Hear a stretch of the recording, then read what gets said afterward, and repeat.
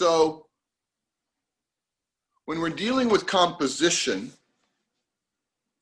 on a certain level, we're dealing with another skill set like measuring, like, proportion or value or that sort of mixing tone, organizing a rectangle in a way that creates a sense of balance within the four sides of the rectangle, and all of those pieces, dynamic equilibrium, or there's a sense of wholeness with all the pieces. But on a certain level, that's a design problem, and we need to be comfortable with it.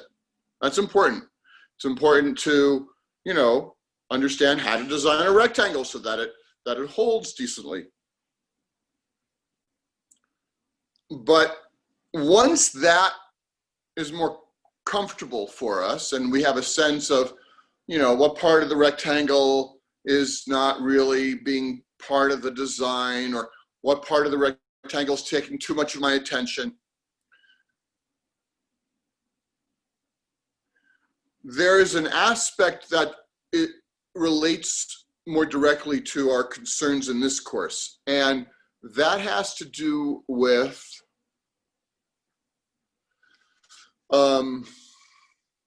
let's call it depth of being. It's really just being, but because most of the time our experience in a daily way is pretty surface, we're busy with thinking. So we may experience this as a depth of being. That is, we look at our work, we look at what's happening, what's showing up in the rectangle, and we are trying to assess if it's reaching a depth of being. Do I feel something really full, occurring, resonating, looking back at me? Oh, that's interesting. There's something going on there. And you guys know what that is, because that's what you sense when you look at great painting, when you look at paintings that really move you and speak to you. It's like, whoa, that's amazing. You look at, it could just be a still life by Cezanne, or, a portrait by Auerbach, or whatever. You look at something, and you go, man. And what I'm putting out there is the possibility of going for that in our work. That is, it's like, go for a depth of being, go for a powerful image. And, of course, at that point, we all go, you're kidding me, right? It's like, me? I remember I was, what was it? I don't know, junior? I don't know. And I was doing this painting. One of our classmates, Mark, I think was his name, he for work study, he would sit for us. I mean, he would keep his clothes on. It was just a portrait. And I was doing this kind of like, Giacometti-esque portrait of him, kind of straightforward. And the teacher, Hardy Hansen, he said to me, why don't you go further, outdo Giacometti? And I was like, what? What are you talking about? It's like, you crazy?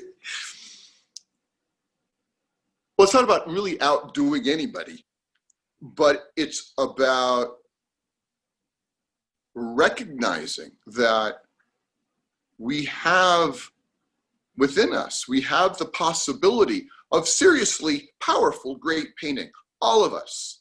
That it's not it's not like depth of being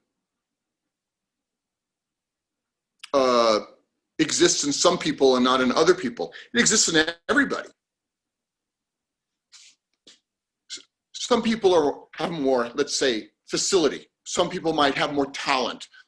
Some people might have more necessity.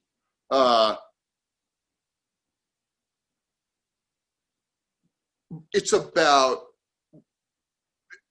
being willing to go there, desiring to go there, risking to go there, being vulnerable to go there, needing to go there, however you want to put it. But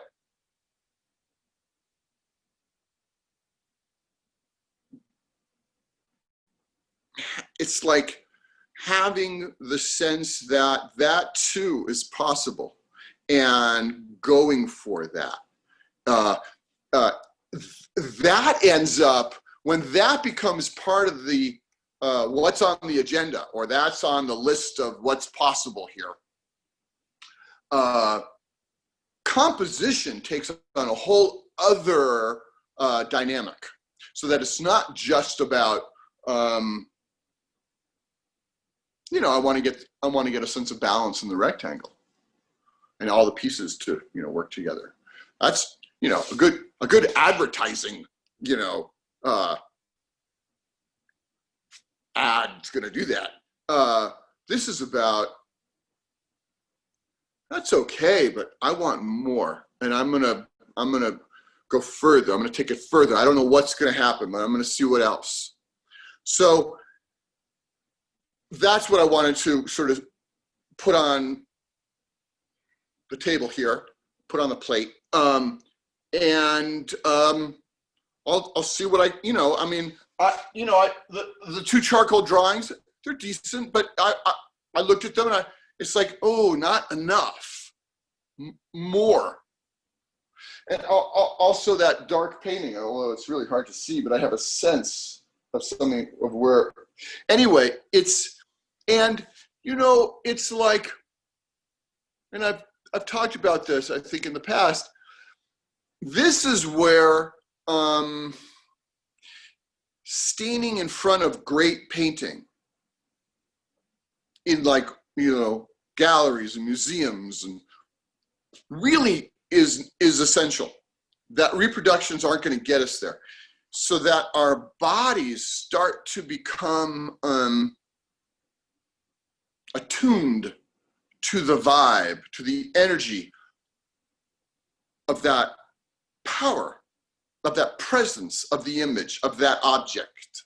And because it's an object.